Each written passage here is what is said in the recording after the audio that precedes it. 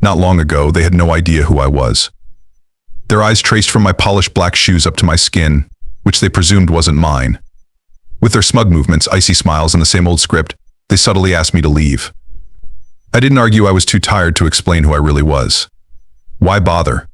After all, the real show hadn't even begun. Soon they'll realize that the hotel they're guarding so tightly now belongs to me. Standing at the entrance of this luxurious hotel, I couldn't help but chuckle to myself. The absurdity of the situation was overwhelming. The suit fit perfectly, my shoes sparkled like glass, and in my pocket I held the keys to the world I had conquered: wealth, success, recognition. Yet behind it all, a wall rose before me. Not one made of stone or glass, but of prejudice. A narrow view that couldn't see past the color of my skin. I could feel their stares, weighing and judging.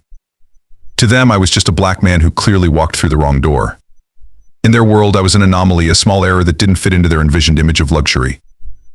This hotel was supposed to radiate prestige, comfort, and hospitality. But the atmosphere felt tense. The staff began to look at me, as if I were a problem waiting to unfold. In that moment, you feel like a stranger in someone else's world. The question isn't how much money you have, but how long you can hold on before something changes. Oddly enough, I wasn't angry. I was more shocked at how quickly they could judge based on appearance without caring who I truly was. It didn't matter to me, really. My money could open any door. But the lesson here is that money can only buy what hasn't been poisoned by human prejudice. I didn't need to prove anything to them. My story had just begun. As I stepped inside, each stride on the marble floor felt like a challenge.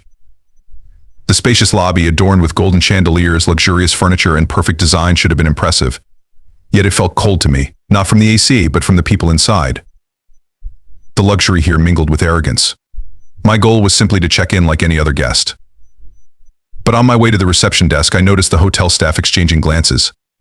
I approached the desk where the manager stood, a blond man with a rehearsed formal smile.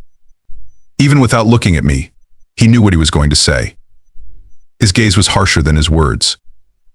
He looked at me as if he could see everything: how well dressed I was, and how insignificant that was to him. "Sorry, we don't have a room for you," he said, politeness forced into his tone. What surprised me wasn't the rejection, but his certainty. It was as if he wasn't the one making the decision. There was a larger system that had taught him to judge people solely by their appearance. In this world, luxury and arrogance walked hand in hand, and his words felt like the closing lines of a drama that had just begun for me. I could have mentioned my name, and everything would have shifted instantly. They'd rush to apologize, offer me the best room, shower me with compliments. But I chose not to ruin their little drama. I wanted to see how far they'd go. A security guard, a big guy with a shaved head, began to approach. His face was flat, but the politeness he displayed hovered on the edge of forced. He came closer with a firmness that left no room for discussion. "Please leave the hotel," he said politely, but clearly not wanting to debate. I stared at him in silence. In that moment, I had no intention of arguing or proving anything. Their ignorance and arrogance had already served as enough of a lesson for me, even if it didn't need explaining. I turned around and headed for the exit. Each step on the marble floor echoed, carrying the inevitability that something would change. They had no idea how close they were to the end of the world they knew. They only saw what they wanted to see in me. But their world was about to shift. Weeks passed since I left that hotel, avoiding unnecessary conflict. I walked away without a word, but not without a plan. During that time, a clear strategy had formed in my mind to reclaim not just my dignity, but also control over their world. Ironically, I was always one step ahead of those who typically judge by appearances alone. I stood in the same city, in front of the same building, but this time my status had changed. I was no longer just an ordinary guest, I was now the owner. As I walked into the lawyer's office to sign the purchase documents, a mix of emotions flowed through me. Not anger, I had long learned not to waste energy on that. This was more about anticipation. This was the moment where humiliation transformed into strength, and mockery turned into an opportunity for power. I had no intention of seeking childish revenge or pulling petty pranks. My goal ran deeper than that. I wanted them to destroy their own illusion. Their pride would be their downfall. Sitting in the lawyer's office, I couldn't help but smile as I looked at the documents confirming my ownership of this hotel. The hotel that had once rejected me was now mine, and this was just the first step. After signing the papers, I walked toward the hotel with a new purpose: to observe. The staff remained busy, unaware that their world was about to change. I was still invisible, my name hadn't yet appeared in their meeting rooms. This gave me the freedom to watch them in their natural habitat. My meeting with the hotel's general manager went as expected formal. He was a confident, somewhat arrogant man, likely feeling like he had everything under control. Our staff is stable and professional, he said with a hint of pride. We don't need to lay anyone off for the long term. And our employee turnover is minimal. I simply nodded with a calm expression, but inside, I knew their world teetered on the brink of disaster. And they were oblivious. I observed each of them, the blonde manager who had once denied me a room, the security guard who had escorted me out. Their lives continued smoothly, not realizing the abyss that had opened beneath their feet. As I descended the stairs after the meeting, I wondered, should I act immediately and fire them all in one sweep, or let them linger a little longer in their illusion of stability? My plan hinged on one thing: patience. The day I had waited for finally arrived. I walked down the corridor, glancing into the lobby, and spotted the same blonde manager, absorbed in his work. Occasionally, he glanced up from his stack of papers to check something in his daily log. He had no idea I was just a few steps away. But this time I was no longer invisible. I was the owner of this building, only I knew it. His face was relaxed, unaware that the fate of his job rested in my hands. I thought about how easily I could change everything in an instant. One word and he would lose his position, his confidence, and the comfortable life he had enjoyed. But where was the satisfaction in that? My greatest pleasure lay in watching them dig their own graves, witnessing how their actions would lead to their downfall. I didn't want small-scale revenge, this was about justice. With a slight smile, I turned and walked away. Ahead of me lay much more significant steps. Today I returned to the same hotel, but it felt different. I had left it feeling humiliated, and now I returned with a sense of power. Everything had changed. This hotel was no longer the fortress that had rejected me, it was now my territory. They didn't even realize they had lost since morning. There was a tension in the air that I could feel, perhaps only in my head. But knowing I would soon face those who had looked down on me sent adrenaline coursing through my veins. I remained calm on the outside, but inside my determination burned bright. Before stepping into the conference room, I paused for a moment, took a deep breath, and let a small smile creep across my face. I knew this would be done without warning, without giving them a chance to prepare. And that was the point. I wanted them to feel the ground slipping from beneath their feet. As I entered the conference room, everyone was already seated. At first, they didn't notice me. I chose a seat in the corner so I could observe without drawing attention. The same manager, the one who had once turned me away, stood at the front, speaking confidently. He outlined the day's agenda for the staff with the same arrogance he had displayed when he deemed me unworthy. I sat quietly, watching him. He had no idea that his world was about to collapse. When our eyes met, I saw his expression shift, even if just for a moment. Just a second, but I caught a flicker of recognition in his eyes. He froze, his words caught mid-sentence. At first, his face drained of color, then his professional mask quickly reappeared. "Who are you?" he asked, though he already knew the answer. His voice was calm but cold. The room fell silent. All eyes turned toward us, witnessing an intense, wordless confrontation. "I'm your new bar owner," I replied with a subtle smile. The silence thickened, and even though my voice remained calm, its impact was shattering. I could see a wave of emotions washing over his face: disbelief, shock, and then fear. This was a pivotal moment. No one in the room dared to speak, as if the very air held its breath, waiting in tense anticipation. The staff's eyes darted back and forth between me and the manager, sensing the impending storm. The manager tried to form words. His lips moved, but no sound emerged. His breath grew heavy, his face paler, and his eyes shifted nervously around the room. I could see his once organized thoughts now in disarray. All the illusions he had built over the years shattered into pieces. He couldn't believe that the person he once looked down on was now his boss. His career, his stability, everything crumbled with a single sentence. This was the beginning of the end for him. Everything he had considered power, his position, his status, his influence had now turned against him. Ironically, he was just another subordinate now. And what was even more bitter was that he was now working for the very person he had dismissed.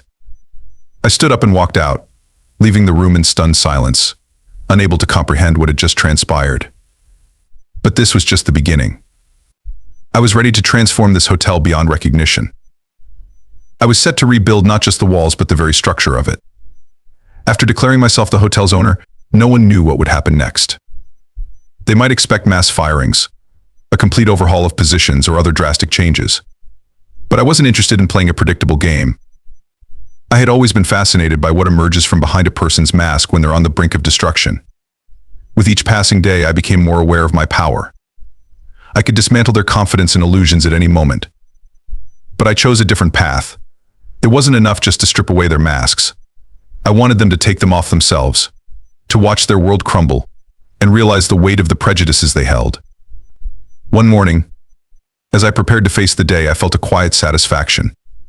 I knew the time had come to see them under the pressure of a new reality, revealing their true selves. As a first step, I changed the work schedule. Tasks they had once deemed beneath them became part of their daily routine. I made them interact with lower-level employees as equals, no longer as superiors. This was a test to see how their arrogance would erode. Weeks passed since I implemented the new rules. Each day felt like a game of chess, where my pieces were strategically positioned, waiting for the right move. I observed them studying their reactions. Their pride began to be replaced by insecurity. Those who had once looked down on others now had to do tasks they once deemed unworthy. I watched as the formerly confident manager started to lose his footing.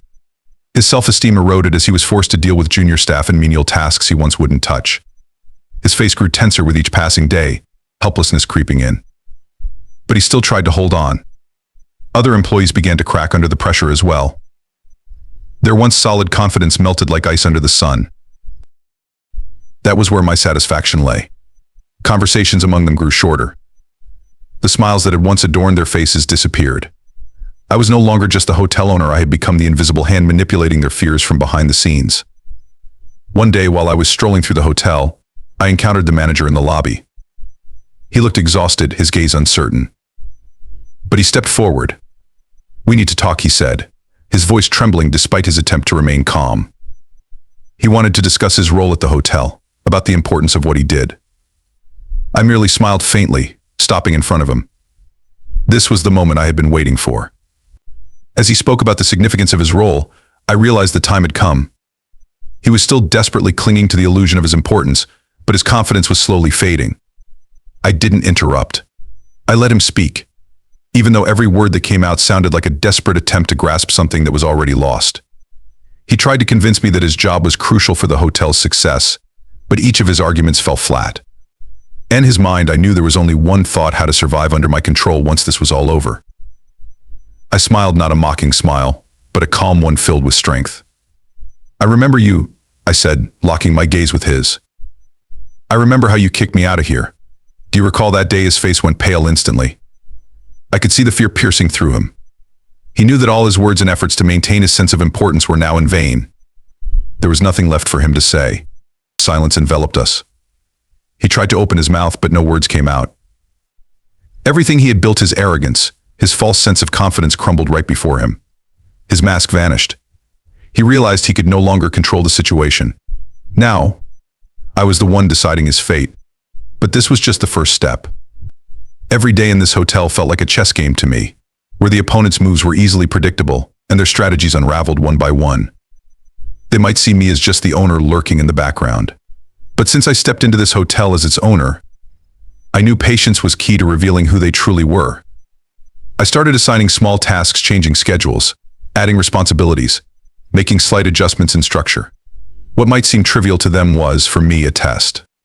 I wove a web with every meticulously calculated step. I wanted to see how far they would go to maintain their positions. It was fascinating to witness how people accustomed to stability began to lose their footing when the world around them started to shift. In such situations, a person's true nature begins to surface. Lies and arrogance always lead to downfall, and I was ready to watch them self-destruct. With each day, as I added new tasks, I observed how their reactions shifted. At first, they seemed annoyed. Why should these changes affect them?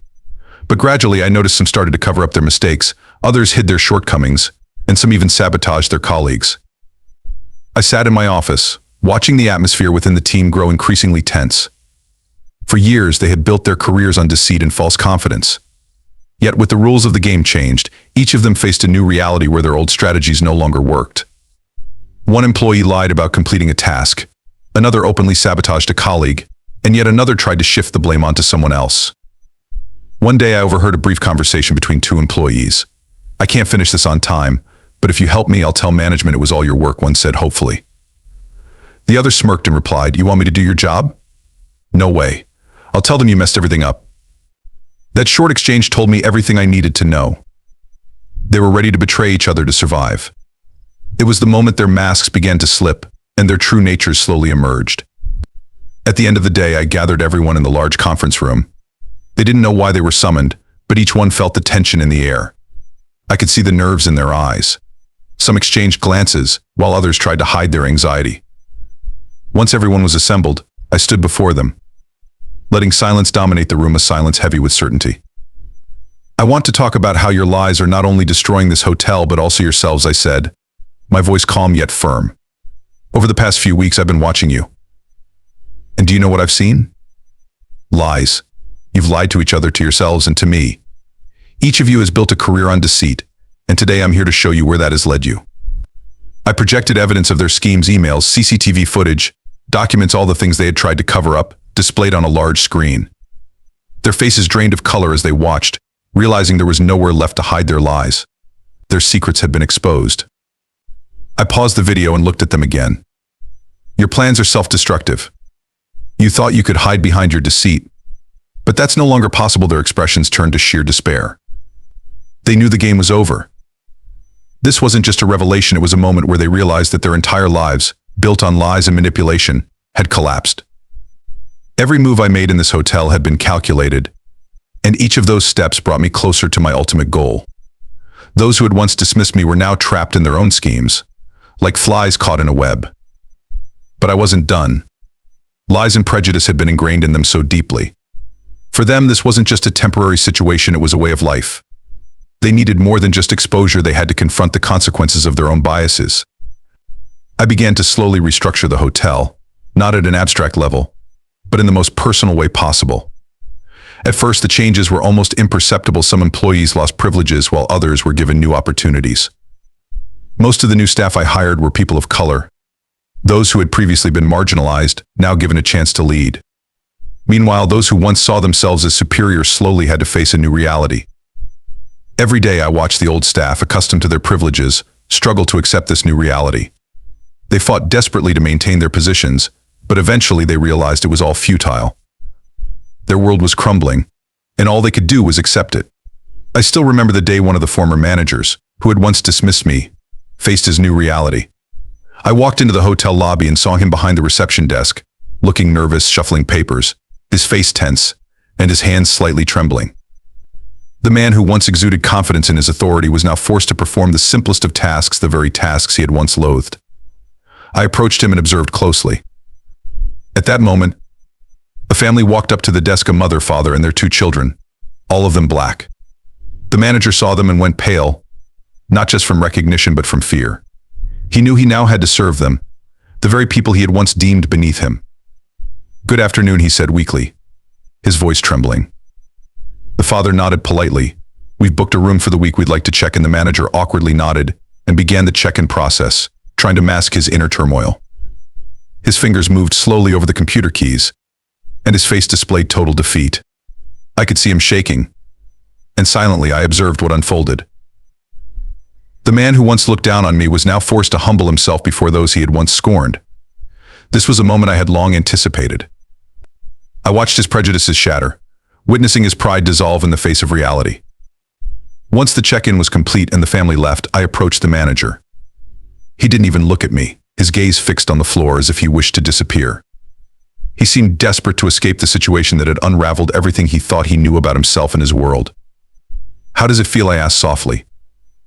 He didn't answer right away, his shoulders slumped, his face pale, as if he had lost all strength.